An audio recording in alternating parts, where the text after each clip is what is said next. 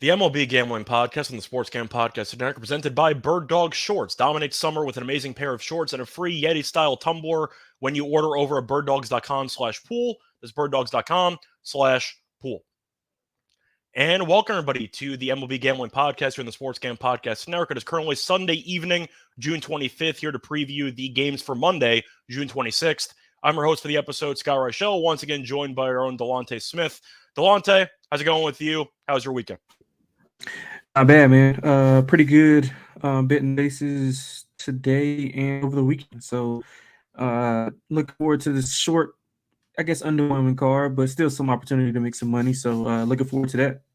Yeah, should be fun. Overall, though, I know a decent amount of games have already finished. The Nationals just beat the Padres, so there's one game left, which is the Dodgers and Astros game. And Mookie Betts, I saw, led off the game for the Dodgers with a home run. Feels like he does that all the time.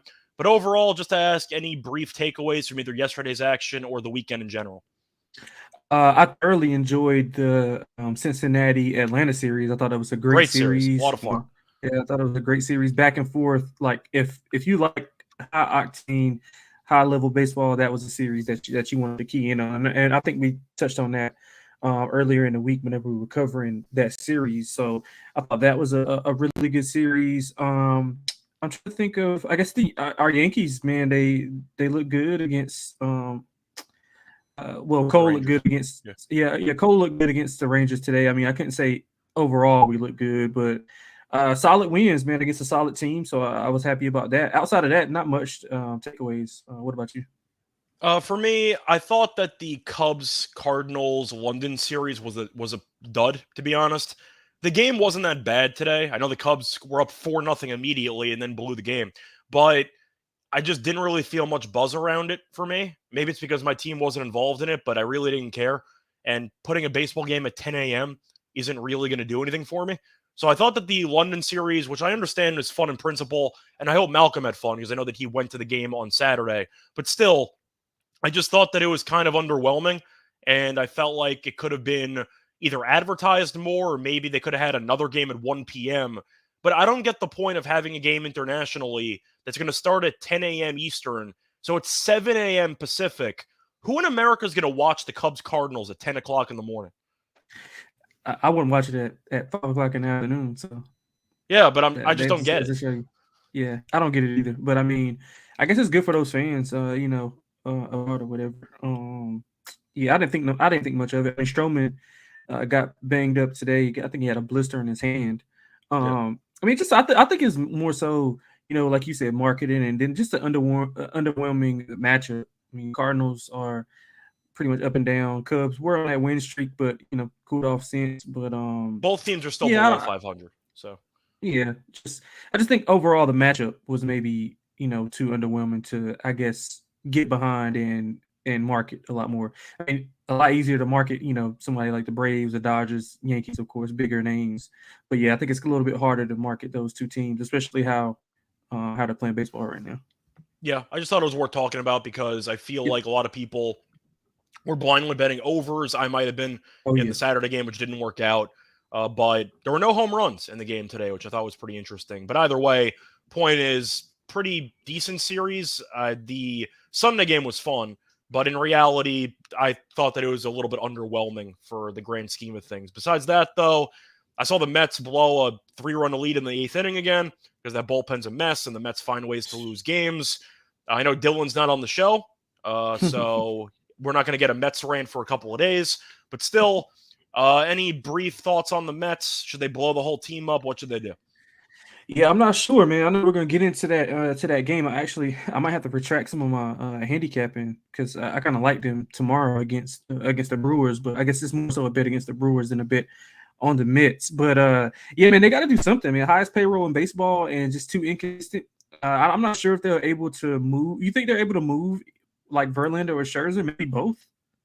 Probably not with those contracts. I don't think they're. For the record, I do not baseball. Somebody will take them. For the record, I don't think that they're going to blow the whole team up. I think the next move is obvious. They're going to fire Showalter. I mean, that's really just the ultimate failsafe, isn't it? If the team's not producing, what do? You fire the manager. Exactly. You fire the manager, you fire the pitching coach, you fire the hitting coach. You do everything besides blame the players, and you hope they turn it around. But I mean, they have a lot of big contracts when you have the biggest payroll. You're paying Scherzer a lot of money, Verlander a lot of money. They've both missed some time.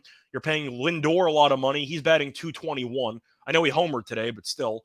Did you see that? Alonso's Did been you see pretty that good. catch or the not so catch whenever he got caught in the, I guess Yeah. the sun? He jumped up and missed the whole ball. It was hideous. Yeah, which was an embarrassing drop. That was, I forgot which day it was, but that happened a couple of times. That was Friday, It I happened think. today too.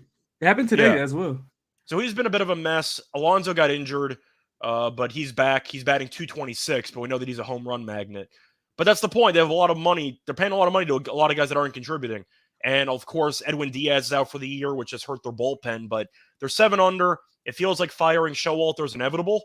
That's the next I move, believe it. obviously. So I see that happening probably in the next couple weeks or maybe a month or two if they do not turn it around.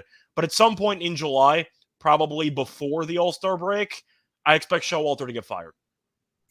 Yeah, I don't disagree with you there. You laid it out perfectly. I mean, the GM and the owner was saying they didn't want to blow up the team. So I mean, that just goes to show you that what's next up is fire the whole staff and get you some new guys in there and see if you'll get a boost like the Phillies did last year. But I mean, who knows? Yeah, once again, I was kind of just speaking out loud, saying the idea of blowing it up. They're not going to do that. I was just kind of saying what I think they maybe should do. They're not going to. But I do think firing Showalter is pretty much a foregone conclusion unless the Mets go on a run in the next couple weeks, especially with how good the Braves have been and how the Marlins have been good. And you're looking at that division. It's Yeah, not I was just about easy. to say. Yeah, Yeah, yeah. that's a really They tough can kiss the division. division goodbye. They can kiss the division goodbye. Pretty much. But either way, it's kind of my main takeaways for the weekend. I know Judge is once again going to be out indefinitely, maybe for the rest of the year. Nice series win for the Yankees. Long term, they might be screwed, but nice job of rallying in that 8th inning against the Rangers today. Anyway, time to actually get into the Monday card. It is going to be, once again, a small card, so it should be a short episode. But starting off with a matchup between the fun Reds taking on the Orioles. Should be a fun series. You have Williamson taking on Irvin. Orioles are around minus 140 on the money line. Over-unders at 9.5. Irvin's pitching for Baltimore, 1-3 record, 7.71 ERA. Williamson's pitching for the Reds, 1-0, 5.4 ERA. Delonte, I'm going to start with you. There's one play that I really like in this game, but I'll let you go first. Yeah, man. We talked about the Cincinnati Atlanta series. They, suffered a couple one-run losses in that streak, but they still played really good baseball. I thought Baltimore took 2 of 3 in the series with Seattle. Offense was it's been a bit up and down, but they still managed to bounce back and be resilient and win 2 straight after losing. I think it was 12 or 13-1 in game 1 of that series, if I'm not mistaken. I think so. But anyway, they bounced back. Cincinnati 20-17 on the road, Baltimore 23-14 at home. I like the dog here, man. I really don't like either pitcher, to be honest with you. I mean, Williamson's been decent, but I don't really trust his stuff against good offenses. He's had 3 earned runs or less in 3 of his last 4 games. So not horrible. What I do like the most is the over. I think both pitchers, a bit erratic at times. Both sides should be able to take advantage of, each other's offense. 8 of the last 10 for both teams have went over. Cincinnati on the road is an over team as well. 59% of the games have gone over. So I lean to the Reds as a dog, but I really, really like the over in this game, and I think there'll be a lot of runs here. Yeah, it's kind of going to tie into my favorite play. I really like the Reds team total over in this game. You're looking at the Reds at around plus 120 and change, give or take, and the total in this game is 9.5, which means you're looking at the Reds team total being at 4.5. And with how good this offense has been, that's too low. The wind should also support the over, according to the weather report tomorrow. Should be around an 11% increase in runs and a 23% increase in home runs, according to Ballpark Pal. So the weather should result in an over or a higher opportunity for runs. But when you're looking at Irvin, who's been a mess this entire season, and his ERA at home is 6.43, ERA on the road's not good either. He's been really bad. He had a couple of moments in Oakland in his career where he was relatively good, but with Baltimore, it simply put has not worked out. And for that reason, with a guaranteed 9 at-bats, I got to go with the Reds team total over in this game. 4.5 just feels too low for a team that's been raking. I'm going with the over for the Reds team total. Yeah. I mean, I can't agree more. I think both sides can score 5+ here. And I just want to correct myself. 6 of the last 10 for both teams, not 8, have went over. 6 of the last Okay. 10. Either way, you have anything else you want to add for this? Or you want to move on to the next Nah, game? man, I think it's pretty. I think it's pretty simple. I think this is going to be a really competitive series, so I'm looking forward Yeah. to it. If you like the Reds and don't want to, I mean, if you want to, get some insurance on the run line, Well, that's why I they said the typically team total, perform. because if they're going to cover the Yeah, run line, they're probably going to score 5+ right, runs. right, and they typically perform well as an underdog, especially on the road. I mean, especially on the run line. They are 37-19 on the run line this Yeah, year. So maybe first five if you want to back Williamson alone, because even with the Reds' yeah, recent performance, they are still really bad with the bullpen. The they are. bullpen is They are. really just not good. As we saw So, in that Brave series. yeah, which isn't a shock. Once again, I'm not going to roast them for losing two Yeah, out of three to Atlanta. yeah, Even though Tampa has the best record in the league, I personally think Atlanta's the best team in the league. The yeah, offensive firepower absolutely. Atlanta has is just stupid. Like I Unreal. think personally they would Unreal. beat the Rays in a series. If I had to pick a 4 out of 7 winner, I would take Atlanta. I don't know about you, but losing I'd two out max of bet. three I'd in max heartbreaking Atlanta. fashion. I'd max bet What? Atlanta. I'd max bet Atlanta. Absolutely. Yeah. So the point is losing 2 out of 3 by 1 run against arguably the best team in the league. There's no shame in that. But the pitching has been a mess. So I am going to go with the over. But anyway, Yep. moving into the next game, you have a matchup between the Brewers and the Mets. Mets are around -190, and the over-under is at 8.5. You have Rhea pitching for the Brewers, 3-4 record, 4.88 ERA. Verlander's pitching for the Mets, 2-4 record, 4.5 ERA. Has been better lately since coming back off the IL. I'm going to ask you a simple question, Delonte. Even though I understand Verlander's much better than Rhea, do you want to lay 190 with the Mets? What's your plan for this game? Absolutely not. I do not want to lay 190. I don't want to bet either side of this game, to be honest with you. I like the total a lot better. But just to answer your original question, if I had to play it like sidewise, I'd lean to the Mets first five. Like anything sidewise, I wouldn't mess with anything. What about you? That's the exact same play I was looking at. I was going to be Mets' first 5 run line. Yeah, Verlander's home numbers have absolutely. been better than his road numbers by a decent margin. Mhm. 3.24 ERA at home, 5.67 ERA on the road. But to read off the last couple of home starts that Verlander's made, he seems to have turned a corner in Citi Field. So he faced off against the Yankees on the 14th, 6 innings, 1 run. Faced off against the Blue Jays at home, 6 innings, 1 run. Faced off against the Guardians, 8 innings, 1 run. Faced off against the Rays, 5 innings, 6 runs. So the Rays killed him. But the 3 starts after, he's given up 1 earned run in each of the last 3 home starts. So Verlander has turned the Mhm. corner at Citi Field. I do not like Rhea at all. And we saw the Mets bullpen blow the game against Philly on Sunday, but they were winning. So offensively, they should be okay. Alonso's back in the lineup. I know he got hit by a pitch in the 9th inning, but I believe he's fine. The point is, I'm going to go with the Mets' first 5 run line. I'm really anti-Rhea. I do think Milwaukee could come back in this game. Maybe if you want a live line, because Milwaukee's bullpen is pretty good and the Mets bullpen is not. But I do think if you're looking at some value, Mets' first 5 run line would be the Yep. only play to look for. Maybe Verlander strikeouts if you want to go for a prop. But I can't trust Mhm. this bullpen at all. Yeah, I'm agreeing with you. Like I said, I like the under 8 a lot more. You can get plus money on that if you shop around. 64 of the Mets home games have went under. 58% of the Brewers road games have also went under. And the Brewers Just can't went hit. under. Yeah, absolutely. They're just atrocious offensively. Mets went under 2 of the last 3 in Philly, and Milwaukee went under only once versus Cleveland, but they had a late home run which screwed me in game 1 on that under. It was 7.5. I think I can't remember his name. Maybe it was Willie Adamas. Hit I a know he hit late a moonshot a home. couple days ago. Yeah, that was probably to end it to my under. I had 7.5. That put it at 8-7-1. And their most recent game, snuck over also. So I mean, offensively, I'm not scared of either teams massively erupting or anything. I can see, Rhea has been inconsistent, but I don't think the Mets have the firepower to score, 7 runs off of Yeah. him. So I like the under here. Milwaukee did sweep the Mets back in April, but again, 2 different teams right now versus in all of those games went over. Mostly lopsided score-wise. I think 10-0 and 11-0 for Milwaukee. Yeah. So they did a bulk of the scoring. But yeah, I like the under, man, a ton.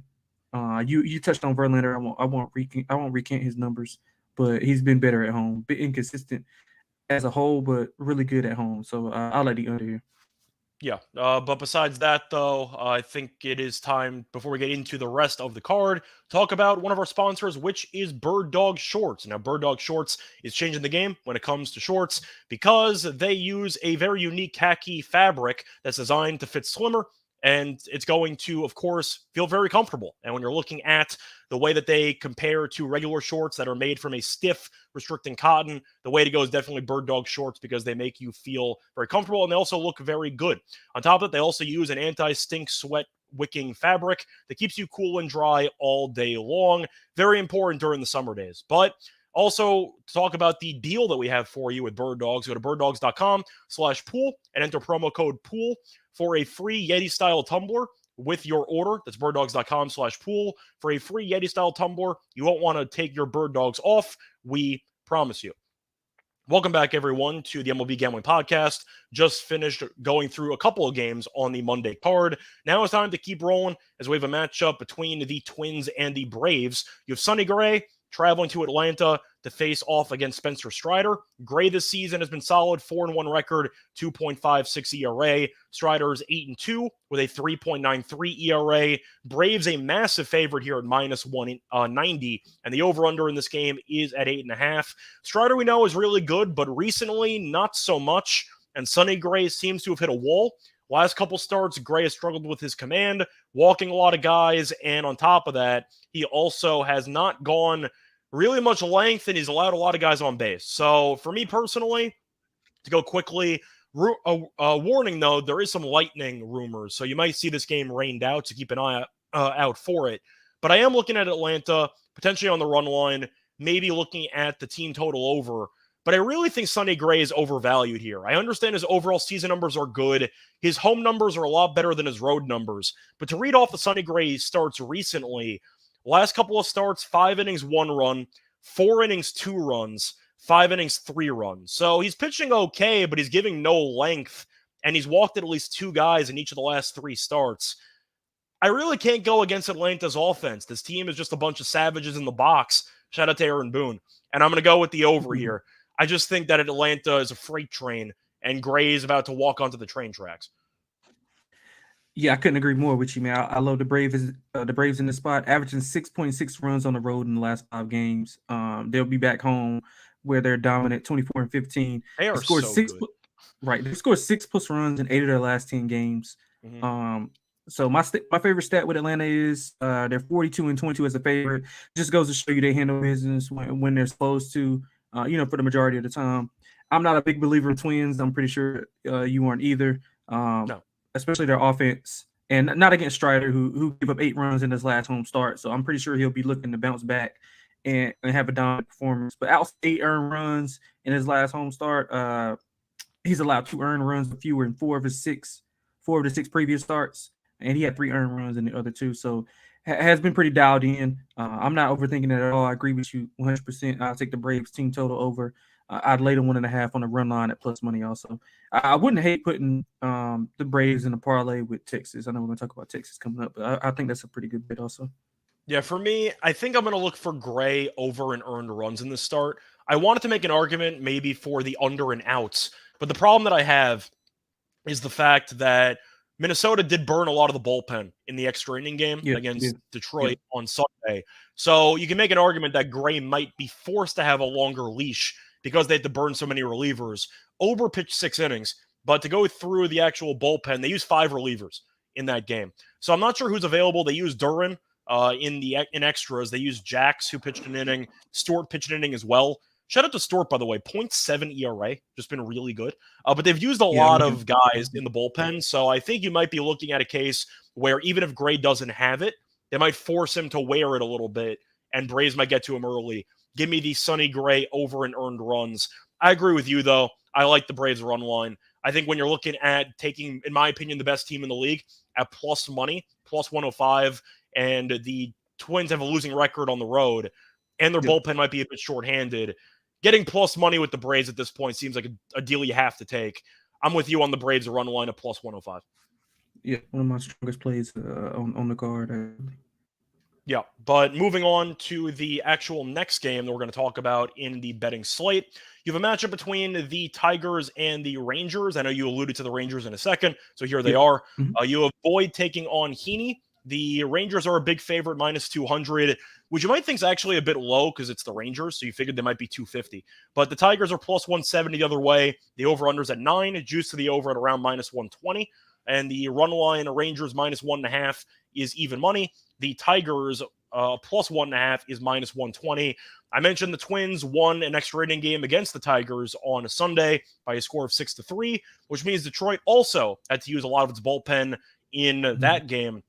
But Boyd this season, 5-5, 5.37 ERA. Heaney 5-4, 3.98 ERA. Texas best offense, or one of the best offenses in the league at home, but they kind of fell asleep a bit against the Yankees over the weekend. What's your thoughts on this game? Yeah, I couldn't agree. As far as the bullpen action, that was a big part of my handicap because Texas doesn't have a good bullpen either. I think they would probably have a record if they had some bullpen help. Texas did win the series 2-1 back in May, outscoring Detroit 17-9. Both teams have won 6 of their last 10. A lesser competition for Detroit. I mean, they faced Minnesota and KC in back-to-back series, whereas Texas played, we mentioned the Yankees and then Toronto in 2 of their 3 series that they had over the past week and a half. I mean, at home, man, you mentioned it, Texas 24-13, and they hit the cover off the ball when they're at home. Boyd, he was roughed up. Yeah, he was roughed up against Texas's offense at home. 5 earned runs in 6 innings pitched. He's given up 4+ in 3 of his last 5 starts. He pitches well against bad offenses like KC. He had success against Kansas City and the White Sox, but he struggled when he was up in class. Arizona, Baltimore are 2 teams that come to mind that he didn't pitch well against. Heaney, man, I mean, I'm not a huge Heaney guy. Yeah, but because as a Yankees fan, he sucked. right. That's why we don't like Heaney. It's because we're biased as Yankees fans. He was really bad. Look, man, I didn't want to say it, so I'll say it. Like the Dodgers revived his entire career. He was terrible with the Yankees. Right. So I mean, isn't everybody? And then they go somewhere else and they hit the shout out to the Aaron ball Hicks. or pitch it. Right. Exactly. That was my next person. 2 earned runs or fewer for Heaney in 5 of his last 7 starts. 3 earned runs or fewer in his last 8 starts. So solid. I'll take the better pitcher on the mound. It's a dominant home team like Texas on the run line here. Might look at a Detroit team total under, but again, you got to tread lightly with the team total unders for Texas's opposition because of their bad bullpen. So if Heaney can give us 6 and 2/3, maybe 7, I'll feel even better about it. But if he can only go 5, I feel worse about it. But I do feel good about that Texas Atlanta parlay, money line parlay. But give me Texas here on the run line also. Yeah. So to look at something that I'm tempted by, Boyd has actually been decent his last couple outings, but I want to mention his numbers against Texas's active batters. So Boyd, decent amount of actual plate appearances, roughly 88, give or take plate appearances. And Texas does have a 268 batting average, which is decent. However, Texas's on base percentage in those 88 at bats, 409, and he's walked 17 guys. So I'm looking at the Boyd walk prop in this game. I think you're going to see a lot of opportunities for the Rangers to get on base via the walk. And there's one guy in particular that I will be betting for a player prop to go over probably half a walk. It's going to be Robbie Grossman, which sounds very random, but I want to read off his career numbers against Boyd, which are pretty funny just to look at. So a lot of plate appearances, 39 plate appearances, 276 batting average, a 475 on base percentage. In 39 plate appearances, Robbie Grossman has walked 10 times against Matt Boyd. 10 times in 39 plate appearances. I'll take the over half a walk on Grossman. Yeah. That's my player prop sneak angle there, because that's something that's worth talking about. Yeah, I like it. It's so obscure that I kind of love it. So I'm just going to give that out. But Boyd's been okay. Heaney's been okay too. If you want to get really, really sneaky with it, maybe Tigers team total over. If you think Heaney's going to struggle and maybe you want to fade the Rangers bullpen again, you can argue the Rangers might give up 4 runs in this game. Heaney recently has been good, though. Right. Or for the most part. He has had some issues with length every now and then. When 5 2/3 against the White Sox last start, 2 starts ago, he ended up going 3 2/3, 1 run against the Angels, bit odd there. 5 innings, 4 runs against the Rays, 3 innings, 3 runs against the Mariners. So maybe Tigers team total over. I hate the Tigers offense though, but my favorite prop in that one will probably be Matt Boyd walks over or Robbie Grossman walks. 10 walks and 39 plate appearances. That's just worth it blindly in what could be plus money. Yeah, I'll definitely take a look at that also. Definitely. Yeah. But moving on to the next game here, the second to last game on the card, you have a matchup between the White Sox and the Angels. You have Cease taking on Detmers. The Angels are minus 135. The White Sox are plus 115. The over-under's at 8.5, minus 110 on both sides. The Angels minus 1.5 is plus 145. White Sox plus 1.5. Sorry, the Angels minus 1.5 is plus 145. The White Sox plus 1.5 is minus 170. The Angels won a game over the weekend by the score of 25-1, and they still lost the series. That's impressive, isn't it? Lost the series despite running the Rockies by double digits. They lost a series and won a game by 24 runs. Congratulations. Congratulations, Angels. I'm proud of you. But anyway, for the sake of this game, Detmers, I personally do not like. Cease has had a down year, still a good pitcher. Having said that, the White Sox are a mess, but I really don't want to lay 135 with the Angels with Detmers on the mound. I think I have to go with the White Sox first 5 if I had to pick a spot. I hate the White Sox. This team sucks. But for the value, if you want to give me plus 115 with Cease, sure. Once again, the Angels lost a series to the Rockies, and that team's a disaster. I'm going to lean to the White Sox. Right.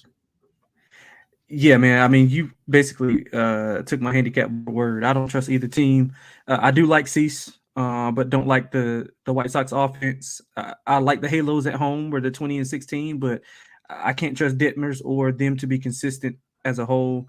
Cease 2 runs or less in 5 of his last 6 against solid offenses in that span. Pitched well against the Dodgers, pitched well against Texas. Only 2 struggled against both those teams. Yep. Struggled against KC on the road, but he's been solid after and before those. I lean to the first 5. If anything, I'll be on the White Sox. I can't play the Angels after seeing that series. I mean, I'll probably pass altogether, but I'll definitely be on some Cease props and likely the first 5, maybe not the full game, because I don't trust the White Sox bullpen either. Yeah, Cease has struck out at least 9 guys in each of the last 2 starts against the Dodgers and the Rangers, 2 very good offenses. But Cease has allowed less than 3 earned in each of his last 4 starts. I don't like either team. Once again, the Angels, I think, are going to find a way to miss the playoffs because it's what they always do. Trout's probably going to get hurt at some point. But still, I got to take the White Sox in the first 5 because at least I know what Cease can do for an upside. I don't think Detmers is good. I think he's one of those guys that had the random trivia question answer. We're going to look back at it and go, who's that Angels guy who threw a no-hitter like 5 years ago? And it's like, oh, it's Detmers who did nothing the rest of his career. I don't think he's very good, just simply put. So I'm going to go with the White Sox in the first 5 at probably a small plus price, maybe even money, minus maybe plus 105, but still, give me the White Sox first 5. I'm just going to fade Detmers, and hopefully the White Sox don't. They can blow it later on in the game, but not in the first 5. But moving on to the last game on the card, you have a matchup between the Nationals and the Mariners. Castillo is pitching against the Nationals with Williams. The Mariners are minus 260 on the money line. The Nationals are plus 220. As for the over-under, 8 is the number. Under is minus 115.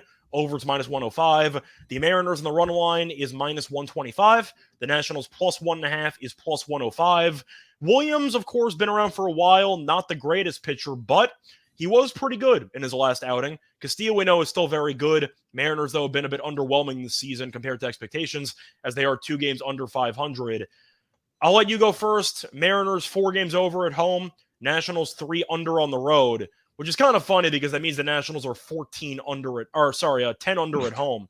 But I'm going to let you go first. Do you think the Mariners should be minus 260? Because I think personally that number is way too high. Yeah, I agree. I don't trust Seattle as big of a favorite. I know Castillo's been much better at home, but overall he's been pretty mediocre. in Seattle, they played Baltimore tough, but couldn't finish in game scenarios. You mentioned Williams. He had 3 earned runs or less in 6 of his last 8 starts. He pitched well on the road against Atlanta and Gave the him no runs Dodgers. against the Cardinals last time out. Yeah, 2 earned runs combined against both of those offenses. Yeah. And still at home, has had 2 shutouts in his last 3 homes and 2 earned runs in the other game. But I think to the Nats here, I think 270 is ridiculous. Likely to play the first 5. Also, I think Washington is more. I think they had more success early on than getting to the back end of that bullpen. So give me Washington at that plus price. Also, we'll look at it under. Washington doesn't really score a lot of runs on the road. So dog and under is what I'm going with here. Yeah, for me, I think for the value alone, I got to lean to Washington. Yeah, if Seattle wins this game, I wouldn't be shocked. Once against Luis Castillo we're talking about. But still, Castillo hasn't really gone much length. He's gone to less than 6 innings in each of his last 2 starts. And even if he pitches well, he has given up some home runs. He's given up at least 1 home run in each of the last 3 starts, given up 2 home runs in 2 of his last 3 starts. So he might give up a long ball or 2, and Williams did pitch well last time out. So I think there is some value in Washington. If you want to argue maybe an under, if you have faith in Williams, or maybe you just don't trust either offense. But for the sake of this game, I'm not laying 260. I really don't mind the Nationals plus 1.5 at plus 105 because Seattle might not bat in the 9th inning. So you might be saving half an inning there for you. Definitely. I like the Nationals plus 1.5 here. Seattle's probably going to win. But in reality, I can't lay 260 with a team below 500. That's just insane to me. Couldn't agree more. Could not agree more. That's going to wrap it up for this actual card, previewing each individual game. Now it's time for the Lock and Dog picks. But before we do that, I want to talk to you about Underdog Fantasy because we're brought to you by Underdog Fantasy, and they have their Best Ball Mania 4, which is here. And Underdog Fantasy is giving away $15 million in prizes. That's a decent MLB contract right there. Underdog Pick'em is also a great way to get down on your favorite MLB and college baseball player props. So many ways to win over Underdog, and it's active in so many states. Hopefully, if you are a member of Underdog, you bet on pretty much every Florida Gator over today because they scored 20-plus runs. But if you want to get in on the action, head over to UnderdogFantasy.com and use the promo code SGPN for a 100% deposit bonus up to $100. It's UnderdogFantasy.com, promo code SGPN. Welcome back, everyone, to the MLB Gambling Podcast. Just finished going through the Monday card, a very short card, which is why it's a pretty short episode. But Delonte, I'm going to let you go first. It is time for the Lock and Dog picks, our favorite picks from the card. What are you going to go with for your lock? Yeah, I'm going to go with the Mets Brewers under 8. That's at plus money. If you shop around, you can get plus money on the 8. I think both offenses are struggling coming in. Verlander should be able to shut down an already putrid Milwaukee offense. I do have my concerns about Rhea, but I do have more concerns about the Mets bats. So I think all that adds up to an under. I can see it at 3 type of game, 4-3 type of game. Either way, both of those scenarios gets us under this 8 and at plus money. I think it's a really good bet. Verlander should bounce back at home and pitch well. So he's bounced back in all of his home games. So I like the under there. As for the dog, man, I'm gonna keep it really simple and go with the Braves laying the 1.5 at plus money. I mean, we went over it at Lentz. I won't even beat it into the ground. But Atlanta at home is unreal. Minnesota, it's a complete fade team for me. Strider on the mound. I think it could get ugly. I think we can see, a 9-10 run win by Atlanta here. Not win, but I think a 9-10 run game by Atlanta here. So, yeah. So give me Atlanta on the run line, minus 1.5. I think that's pretty cheap. Yeah. So for me, my lock is going to go back to the first game we talked about. I'm going to take the Reds team total over 4.5. Simply put, Cole Irvin, I know he had some moments in Oakland, but he has been a mess with Baltimore. And I do think that with Cincinnati, even when they've lost games, it's because of the pitching. They score a bunch of runs all the time. They're getting a guaranteed 9 at-bats. I mentioned the weather report before. Should be beneficial towards the over. But to go through the actual numbers here for the Reds offensively, these are the runs scored by the Reds. 6 runs, 6 runs, 11 runs, 5 runs, 8 runs, 5 runs, 9 runs, 10 runs. So they've scored at least 5 runs in each of their last 8 games, and they're against Cole Irvin, who's got an ERA north of 7. I'm going with the over for the Reds team total. They might win the game, but at the end of the day, I do think you're going to end up seeing a spot where maybe both pitchers struggle. I'm not going to say it's the exact same situation as the Braves-Red series, but I'd rather back the offenses than any pitcher at all on the mound. So give me the Reds team total over 4.5 for this game as my lock. And for my dog, I'm going to take the exact same play you took. I'm going to go with the Braves run line at plus 105. It's a bargain. The Braves, in my opinion, are the best team in the league. I know record-wise you could argue Tampa, but I think that Atlanta has more talent. Strider was not good last time out, but I know how good he is as a pitcher. Minnesota's been a mess on the road. Gray has really not been that good the last couple of starts. I actually faded him his last start against Boston. That actually worked out as the Red Sox got over their team total. But I do think when you're looking at getting the Braves at home at a plus money play against a team with a losing record in general and a losing record on the road, I think it's a bargain. I feel like the odds makers are still giving Gray too much credit, and they're not accounting enough for his recent struggles over the last couple starts. So I'm going to fade Gray. I'm going to fade the Minnesota bullpen. I'm going to join you. We're going to double dog the Braves minus 1.5 at plus 105. That's going to wrap it up, though, for this episode of the MLB Gambling Podcast. Delonte, let the people know where they can find you, and let them know any other takeaways or something you want to share.